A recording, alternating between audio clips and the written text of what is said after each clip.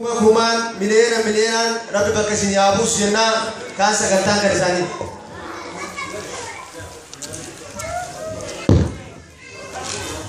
Hayye galatooma akkuma asirra argitanii jechuudha sagantaan irraa isa kana fakkaata. Maal irra isin deebi'aa herreega kana. Irra isin deebi'aa hayye dansa galatoomi. Asii namni na gaafate herreeyni tumsa ilmaan Oromoo daangaa jiraniif tumsame jechuudha guyyaa irraa 522,500 riyaala Yemen jechuudha 522,500 riyaala Yemen akkasuma ammoo doolaara Ameerikaa 400 itti aansinee akkas Riala Saudi Arabia tokko gumacha tumsa guyyaa irraatiif kan oole jedha galatoomaa isiniin jenna ammas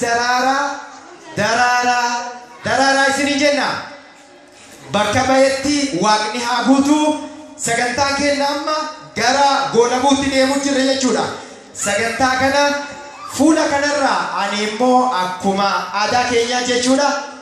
akkame eebbaan eegalleemi sagantaa keenyas amma manguddoonni eebbaan akka nu goolabaniif yeroo yookiin daqiiqaa muraasa booda waltajjii irratti manguddoota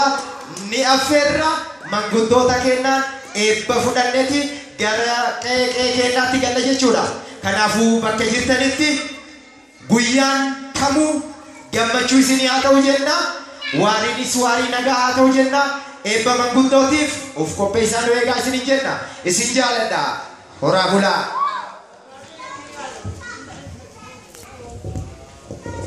Jeetti manguddoo ebba manguddootiin tumurre akkasitti adarraawwanna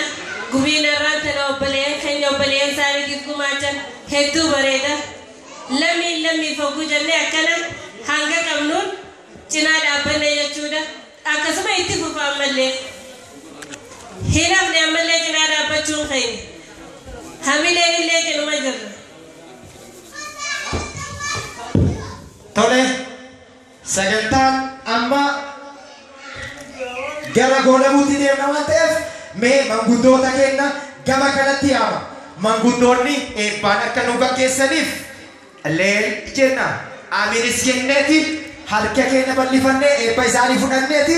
gara mana keenyaatti yaana jechuudha kanaafuu eebba manguddoota gamoo kanaan isinii waama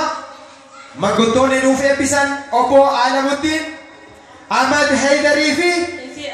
Abba Washa gama kanatti dhufanii akka nu eebbisan mee hamine yeroo tokko mee hamine cha jedhame yeroo tokko anaafis achuma keessa manguddoota keenya kabajni isaaniif ta'a kabajni isaaniif bula galatoomaa isiniin jedha